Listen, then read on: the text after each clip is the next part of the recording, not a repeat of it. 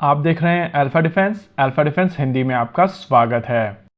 आज के इस वीडियो में हम लोग बात करेंगे Turkish 5th generation fighter jet के बारे में और उसके भारत के ऊपर होने वाले इम्पैक्ट को लेकर। आप सभी को याद होगा कि 3 दिन पहले हम लोगों ने एक वीडियो किया था जहां पर हम लोगों ने कहा था कि Pakistan Turkish 5th generation fighter jet programme Kaan को ज्वाइन कर सकता है और टर्की की तरफ से ये चीज पुश की जा रही है। आप में से बहुत सारे लोगों का यह क्वेश्चन पहले भी था और अभी भी होगा कि टर्की इस चीज को क्यों पुश कर रहे हैं और पाकिस्तान के पास में ऐसा क्या है जो वो टर्की को यहाँ पर ऑफर कर सकते हैं। देखिए, ओवरऑल यहाँ पर 2 चीजें हैं। अगर पाकिस्तान टर्की के इस फाइटर जेट प्रोग्राम को ज्वाइन करता है तो एर्दोगान की जो स्ट्रॉन्ग मैन इमेज है वो और ऊपर जाएगी और उनकी तरफ से पॉलिटिकली ये कोशिश की जा रही है कि देश को ऐसा लगे कि वो एक इस्लामिक कैलिफेट बना रहे हैं जिसका लीडर टर्की होने वाला है, और अगर टर्की से वेपन बाहर जाते हैं तो इस नैरेटिव को एक पुश मिलता है। दूसरा, टर्की एक लिमिटेड नंबर में ही 5th जनरेशन फाइटर जेट अपने बेड़े में शामिल कर सकता है और अगर पाकिस्तान इस प्रोजेक्ट को ज्वाइन करता है तो उनको वहां पर वॉल्यूम मिलेगा जिससे ओवरऑल फाइटर जेट की कॉस्ट नीचे जाएगी। आप में से बहुत सारे लोगों का यह क्वेश्चन होगा कि पाकिस्तान जिसकी इकोनॉमी इतनी बुरी हालत में है वो एक 5th जनरेशन फाइटर जेट कैसे अफोर्ड करेगा।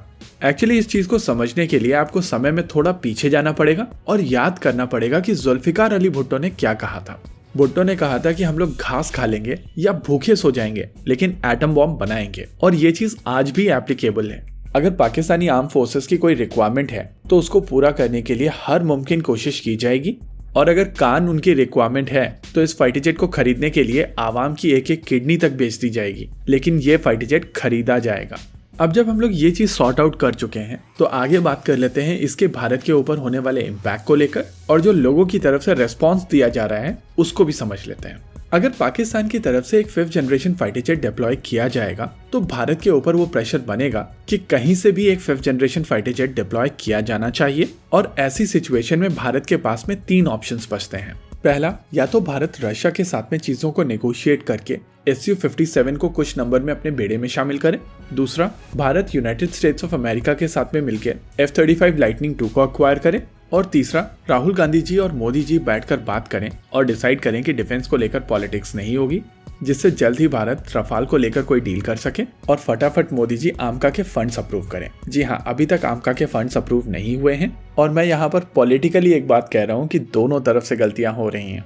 एनीवेज, जिस तरीके की अनसर्टेनिटी रशिया को लेकर बनी हुई है, ऐसे में रशियन फाइटर जेट अक्वायर करके भारत एक लाइबिलिटी क्रिएट करेगा। वहीं दूसरी ओर यूएस के फाइटर जेट को लेकर भी यही परेशानियां हैं। हालांकि वहां पर अनसर्टेनिटी उनके लॉज को लेकर है और उनकी सेनेट में कब कौन सा नया कानून बन जाए जो आपके फाइटर जेट फ्लीट को पूरी तरीके से ग्राउंड कर दे, उसका भरोसा नहीं है।